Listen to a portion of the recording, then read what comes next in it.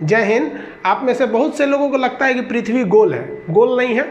कुछ लोग को लगता है चपटी है, चपटी भी नहीं है। कुछ कहते हैं संतरा की तरह है, तो कुछ कहते हैं नारियल, छुहाड़ा, मौसम्मी, ये सब कुछ नहीं है। समझिए पृथ्वी है कैसे।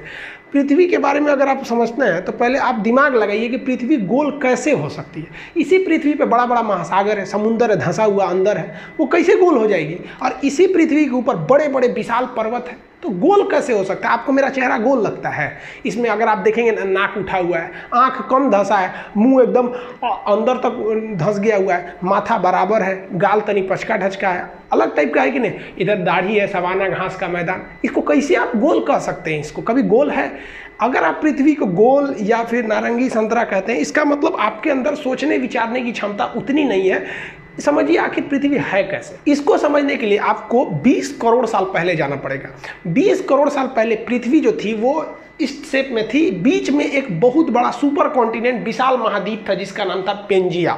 हम सब लोग उसी सुपर कॉन्टिनेंट के हिस्सा थे। एक ही महाद्वीप था, आज की तरह 7 महाद्वीप नहीं थे, और चारों ओर इसमें समुद्र था जिसका नाम था पेंथालासा। सुपर ओशियन का नाम पेंथालासा, सुपर कॉन्टिनेंट का नाम पेंजिया। एक ही महासागर, एक ही महाद्वीप थे। इन्हीं से टूट के कई महासागर बने और कई सारे महाद्वीप बने। वेगनर महोदय ने ही बताया था प्लेटो के मतलब महाद्वीपीय विस्थापन का सिद्धांत, कैसे कैसे ये जो पेंजिया महाद्वीप था ये टूट गया। यहाँ पर धीरे धीरे ये पेंजिया महाद्वीप ऐसे टूटना चालू हुआ, और जब पेंजिया टूटा ना तो इसके ऊपर का एक जो खंड था वो कहलाया लारेशिया, और नीचे वाला कहलाया गोंडवाना लैंड। और इन दोनों के बीच एक नए सागर का जन्म हो गया जिसे हम कहते थे तेथिस सागर। ये तेथिस सागर के जगह पे हिमालय खड़ा हो गया। जहाँ उस समय का सबसे गहरा सागर होता था तेथिस सागर, आज वहाँ हिमालय खड़ा हो गया। इसमें हम ये बेसिकली ये समझेंगे कि पृथ्वी की बनावट कैसी है। हम ये नहीं समझेंगे कि कौन सा जीव कब आया था, वो हम एक अलग वीडियो में बताएंगे कि कब इस पर डायनासोर आए, सरीसृप आए, मछली कब आए, कैसे इस पर पानी का विकास हो गया, कैसे आखिर जीव आया। आप सोचते हैं ना मुर्गी की पहले अंडा, ये सब टाइप का। तो अभी हम इस पे मेन फोकस किए कि पृथ्वी के शेप का डिजाइन कैसे बना इसका। तो ये ऊपर का भाग यहाँ पर हो गया, और अगर आप देखेंगे तो ये ऊपर का जितना भाग था इसको हम लोग लारेशिया या एक अलग नाम दे दिया गया अंगारा लैंड। तो आज के वक्त में जितने भी ऊपर में आप महाद्वीप देखेंगे, यहाँ उत्तरी अमेरिका देख लेंगे, यूरोप देख लेंगे, एशिया देखेंगे, तो ये सब उत्तरी ये अंगारा लैंड के हिस्सा थे सब, जिसे हम लोग लारेशिया भी कहते थे।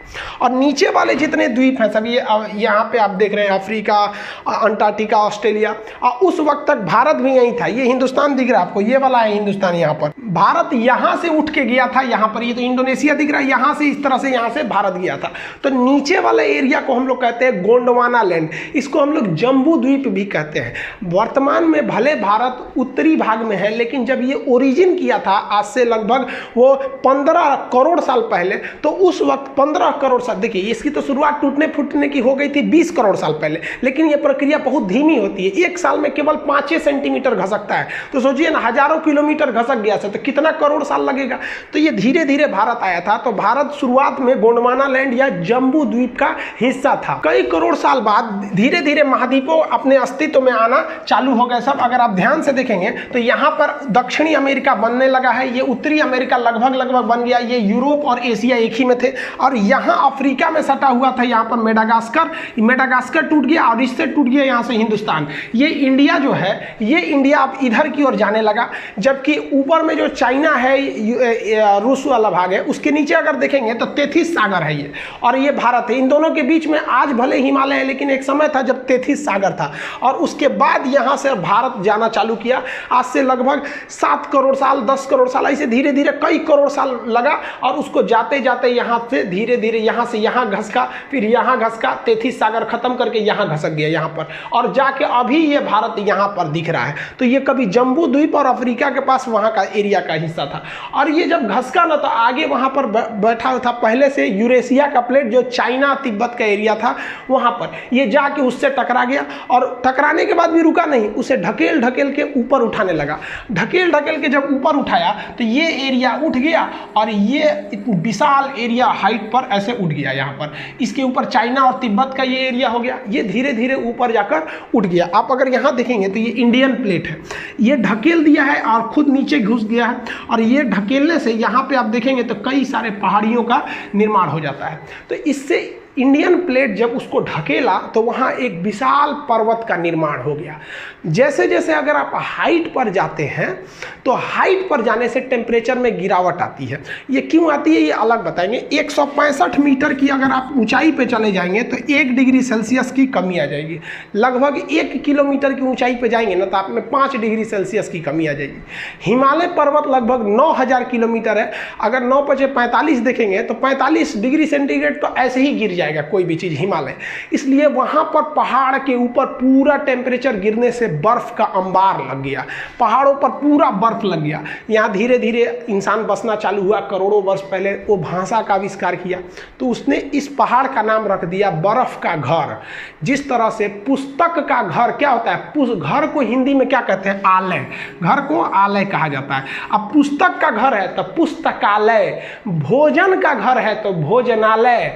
उसी तरह ये बर्फ को हम लोग हिंदी में कहते हैं हिम का घर हो गया तो हो गया हिमालय। तो यहाँ हिमालय का निर्माण हो गया, हिमालय पर्वत का निर्माण यहाँ से हो गया। यहाँ पर ये हो गया पर्वत, हिमालय उस और तिब्बत हो गया। तो ये तो उबड़ खाबड़ आकृति आप देख रहे हैं। अब पृथ्वी सच में कैसे दिखती है वो अगर देखना है तो देखिए ये है आपकी पृथ्वी, ये ओरिजिनल पृथ्वी है। इसको कंप्यूटराइज करके मतलब शेप लिया गया है यहाँ पर। अब आप बताइए ये इसको कौन कहेगा कि ये गोल है या फिर पृथ्वी चपटी है।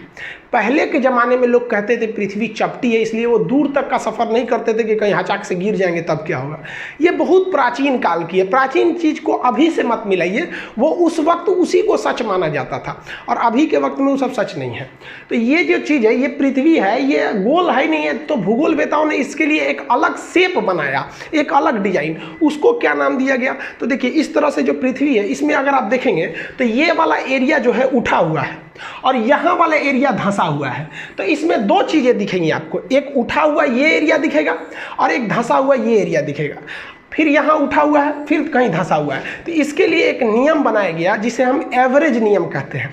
एवरेज नियम कहते हैं कि धंसा वाले से थोड़ा उठा के उठा हुआ से तनी सा नीचे करके, यानी इन दोनों के बीच में एक शेप ले जाते हैं। तो देखिए ये जो रेड लाइन गई है, ये रेड लाइन ये उठा हुआ से कम है और धंसा हुआ से ज़्यादा है। तो ये एवरेज लाइन जो खींच दिया गया है ना, ये एवरेज लाइन वाली आपकी आकृति गोल दिखती है।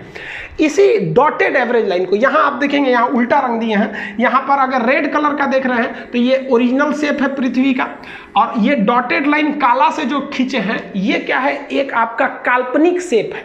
तो उसी जो डॉटेड लाइन है जो एवरेज आकृति को गोल कर देता है, उस शेप को हम कहते हैं जियोड। तो पृथ्वी का जो शेप है वो होता है आपका जियोड।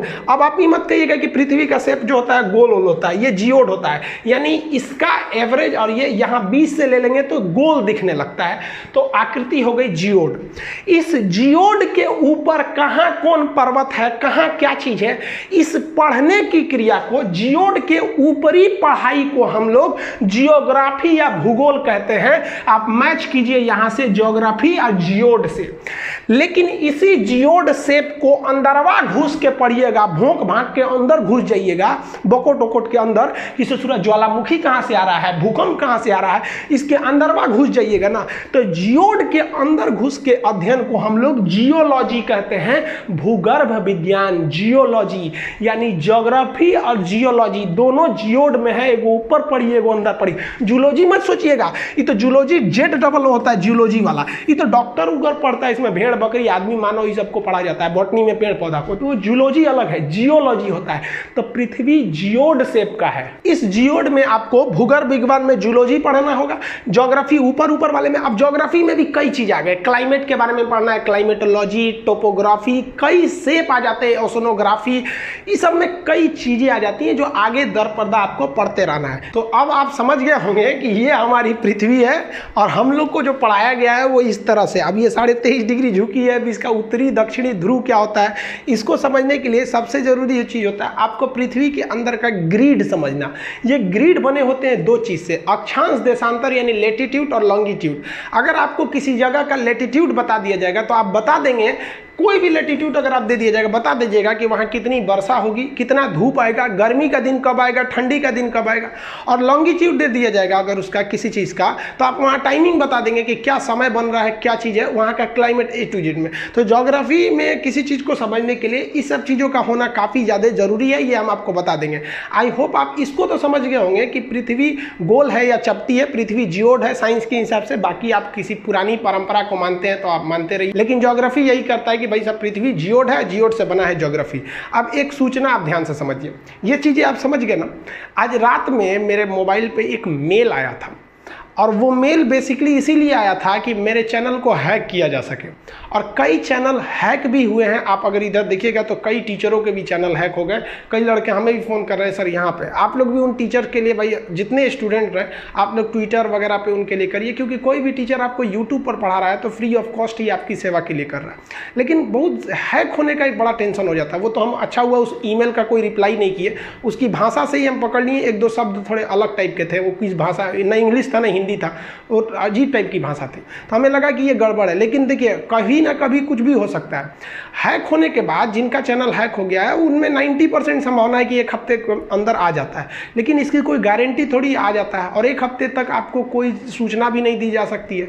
इसलिए एक दूसरा चैनल हम केवल बैकअप के लिए बनाए हैं, जिसका नाम है खान सर लाइव। इस चैनल का लिंक हम इसके डिस्क्रिप्शन में दे देंगे, आप उस चैनल को देख लीजिएगा। उस पर हम एक वीडियो डाल दिए हैं कि अभी चाइना से क्या इशू चल रहा है, चाइना के जहाज को किसने मार के गिरा दिया, और हमारा एक बहुत ही बढ़िया प्लान जिसको चाइना ने ध्वस्त कर दिया, लाओस को लेकर हमारा एक लुक ईस्ट पॉलिसी को तो चौपट कर दिया। आखिर ये क्या चीज़ है, आप उस चैनल पे देख लीजिए। उस चैनल को आप एज ए बैकअप या इमरजेंसी के लिए सब्सक्राइब करके रख लीजिएगा, उस पर भी इधर वीडियो देते रहेंगे, क्योंकि बड़ा जल्दी जल्दी हैक हो रहा है। और हम स्टूडेंट्स के लिए जो प्रोटेस्ट किए थे 5 दिन में, गवर्नमेंट जो थी वो 2017 से जो सोई थी उसको होश आ गया कि भाई लड़कों का एग्जाम भी लेना है। धड़ाधड़ एग्जाम का डेट आने लगा, SSC, रेलवे, हाँ सब स्टूडेंट्स को कहते हैं कि दुनिया भाड़ में जाए, लेकिन आप अपने अधिकार के लिए डटे रहिएगा। और जितने हमको तो लगता है कि भाई साहब जो हैकिंग हो रही है ये टीचर्स की क्यों हो रही है पता ही नहीं चल रहा है। हालांकि मोदी जी का भी चैनल हैक हो गया, हैकर्स को आप कुछ नहीं कर सकते, किसी को ब्लेम भी नहीं कर सकते। ये अमेरिका, जापान